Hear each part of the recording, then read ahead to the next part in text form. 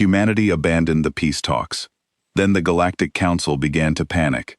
The chamber door locked behind me before I even reached my seat, and that alone told me something had already gone wrong. My name is Elena Voss, junior attaché to the human delegation, and on that morning, I walked into a room full of 11 alien species who had spent 312 days deciding whether my planet deserved to exist on their terms or not at all.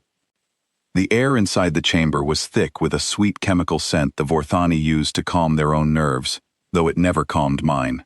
Ambassador Grace Milton sat at the head of our table, her hands folded so tightly her knuckles had gone pale. She did not look at me when I sat down. She only whispered one sentence. They moved the fleet markers again. I did not need her to explain further. For 312 days, every session had opened the same way, with the council quietly shifting borders on a star chart that hung above the chamber like a silent verdict. Every shift took a little more from us and gave a little more to them, and every time, we were told it was simply a correction, a clarification, nothing worth raising our voices over. The Vorthani delegate, a tall figure named Kalen Dross, rose first that day. His voice carried the same practiced calm he always used, the tone of someone who has never once been told no and has stopped expecting to hear it. Humanity will accept the terms, he said, or humanity will accept the consequences. The room went still. Even the translators paused, as if the machines themselves understood what kind of sentence had just been spoken. I looked at Ambassador Milton. She looked back at me, and in her eyes I saw something I had never seen in 312 days of sitting beside her. Permission. I stood up. My chair scraped against the floor, loud enough that every delegate in the chamber turned toward me at once. We are leaving, I said. All of us. Effective immediately. For a moment nobody moved. Then the scry representative, a creature with layered eyes that never seemed to blink at the same time, made a low clicking sound that I had learned meant amusement. He asked where exactly we thought we were going, since humanity held no seat on any council military committee, and no fleet registered anywhere in Concord space. I did not answer him. I simply nodded to Ambassador Milton, and together, we walked out of that chamber, while every alien voice behind us rose into a storm of confusion. The door sealed shut, and for the first time in almost a year, I breathed air that did not smell like chemical calm. What none of them understood, what none of them had bothered to learn in 312 days of looking down on us, was that humanity had never truly been negotiating from the position they assumed. While our diplomats sat in that chamber trading empty words, our engineers had been working without rest, across a dozen shipyards scattered through our home system. Every civilian research vessel that crossed into neutral space over the last 2 years had carried more than research equipment. Every trade concession we accepted without complaint had bought us something far more valuable than goodwill. It had bought us time. By the time my shuttle reached orbit, word of the walkout had already spread. Diplomatic staff on every neutral station were given 6 hours to leave. Embassies across a dozen worlds went dark within half a day. The last human freighter cleared the border checkpoint at the Kessa Expanse less than a full day after I stood up from that table, and it did not look back. I did not feel triumphant. I felt afraid. The kind of fear that sits low in your chest and does not go away when you tell yourself you did the right thing. Ambassador Milton must have seen it on my face, because as our shuttle broke atmosphere, she placed a hand on my shoulder and told me something I have never forgotten. Fear is not the enemy today, she said. Silence was. We arrived at Titan Station less than 2 days later, and the mood there was nothing like the panic I expected. It was quiet, focused, almost eerily calm, the way a room feels right before something enormous is about to happen. Officers moved between consoles without raising their voices. Screens displayed fleet positions I had never been allowed to see before, not because they were hidden from me specifically, but because so few people outside the highest levels of command had ever been shown the full picture. A man named Daniel Cole met us at the docking bay. He wore the uniform of Fleet Command, though nothing about him seemed built for show. He had the tired eyes of someone who had spent 2 years preparing for a day he hoped would never come. Ambassador Milton, he said, welcome home. Attaché Voss, thank you for what you did in that chamber. It took courage to stand first. I told him it did not feel like courage. It felt like the only thing left to do. He nodded slowly, as if he understood that better than most. He led us through the station toward a briefing room, and along the way, I noticed something that made my chest tighten. Every console we passed displayed a rising number of incoming messages from Council space, messages that had begun the moment our last ship crossed the checkpoint and had not stopped since. Inside the briefing room, a woman named Nora Bell was already waiting, her fingers moving quickly across a display that scrolled faster than I could read. She was head of communications monitoring, and she did not look up when we entered. "They are panicking," she said. "Every species on that council is sending messages now, not to each other, but to us." She turned the main screen toward us, and I watched line after line of translated text appear. The first messages were formal, almost scripted, asking why human diplomatic staff had withdrawn without notice. Within hours, the tone had shifted. Where has monitoring gone silent along the Sol approach corridors? Why has fleet posture changed? Please clarify humanity's intentions. Please respond. By the following day, the messages had changed again, and this time even Daniel Cole allowed himself something close to a smile. Please respond. They had written a final time, though the sentence before it read differently than all the others. We are prepared to discuss terms without preconditions. I sat down slowly, the weight of it finally settling into my body. 312 days of being told our concerns were premature, our requests unreasonable, our patience simply expected rather than appreciated. 4 days of silence, and the same voices that once dismissed us were now asking, almost pleading, for us to speak again. Nora Bell explained what had happened while we were gone.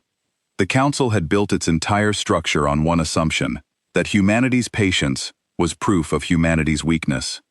For 3 centuries, every species that joined their system had to prove itself worthy of a seat before anyone would listen, and humanity had spent 312 days doing exactly that, quietly, without complaint, right up until the moment we simply stopped. What the Council never asked themselves, she said, was what a species does with all that patience, while everyone assumes it is doing nothing at all. Daniel Cole showed us the shipyards next, not in person, since we were still too far from home for that, but through a display that stretched across the entire wall of the briefing room. I had never seen anything like it. Vessels of a size and number I had not known existed moved slowly through construction frames, their hulls catching starlight in a way that made them look almost peaceful, though I understood exactly what they represented. "We built these while they argued over borders," he said. "We built them because peace only holds when both sides know the cost of losing it. We never wanted to use them. We wanted them to make sure we never had to." I asked him the question that had been sitting in my throat since the moment I stood up in that chamber. What happens now?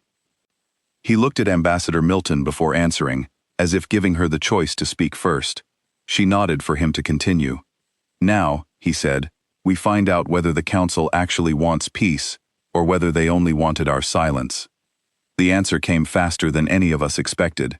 Less than a day later, a private message arrived on a channel I had not given to anyone outside the chamber, a channel meant only for direct communication between delegates. It was Kalen Dross, the Vorthani envoy who had once told me humanity would accept consequences, whether we wanted to or not. This time his voice carried none of the calm confidence I remembered. "Atash Voss," he said, "we would like to resume discussion, without preconditions." I let the silence stretch exactly as long as he had once made me wait through his own pauses, back when he believed every second of discomfort belonged to him alone to control. "You had 312 days of preconditions," I said. "We are not interested in a table anymore. We are interested in terms." "Terms," he repeated, as if the word itself felt foreign in his mouth. "Humanity never asked for a seat on your council," I told him. "We never needed one. We asked because we hoped this could remain something other than what it has become. It still can, for a little while longer." He did not answer right away. When he finally spoke again, his voice had lost every trace of the practiced calm I remembered from that chamber. "What terms?" he asked.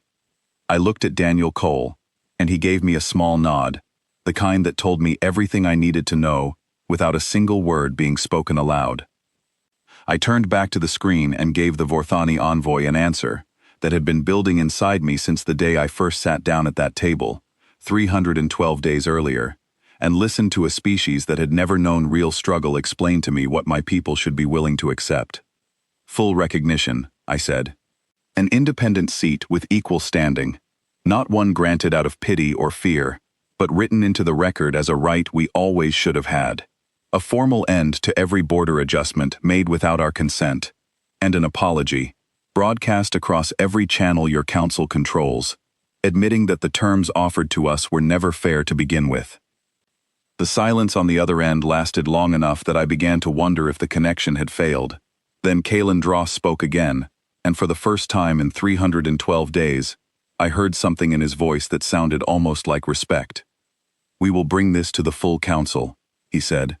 "You will have your answer within one full cycle." The wait that followed was harder than anything that came before it. Nora Bell kept the communication channels open around the clock, watching for any sign of movement, any hint of what the council might decide. Daniel Cole kept the fleet on standby, not advancing, not retreating, simply present, a quiet reminder that silence no longer meant absence. I spent most of that waiting period, walking the corridors of Titan Station, unable to sit still, unable to sleep for more than an hour at a time. On the second night, I found Ambassador Milton standing alone at an observation window, looking out at the stars the way someone looks at a decision they cannot undo. "Do you regret it?" I asked her. She was quiet for a long moment before answering. "I regret that it took this long to be heard," she said. "I do not regret standing up." I asked her if she believed the council would actually agree to our terms, or if this was simply another delay, another chance for them to reshape the conversation on their own schedule, the way they always had before. "They will agree," she said, "because for the first time they understand what happens if they do not. Fear makes people honest faster than any treaty ever could. We are simply the first species patient enough, and strong enough, to make them feel it." The answer arrived exactly one cycle later, just as Kalen Dross had promised. Nora Bell called us into the briefing room the moment the message came through, her voice tight, with an excitement she was clearly trying to keep professional. The full text scrolled across the screen slowly, giving each of us time to read every word. The council had agreed to every term: full recognition, an independent seat, and a formal broadcast across every channel they controlled, admitting that the previous terms offered to humanity had never reflected true partnership. The message even included a proposed date for the broadcast, less than 3 days away, time to reach every world within council space at once. Daniel Cole exhaled slowly, the tension leaving his shoulders for the first time since I had met him. Nora Bell allowed herself a smile she no longer needed to hide. Ambassador Milton simply closed her eyes and said nothing at all, as if 312 days of pressure had finally been allowed to leave her body all at once. I felt something similar, though it took longer to settle. I had walked into that chamber as a junior attaché, with no expectation of being remembered by anyone outside my own delegation.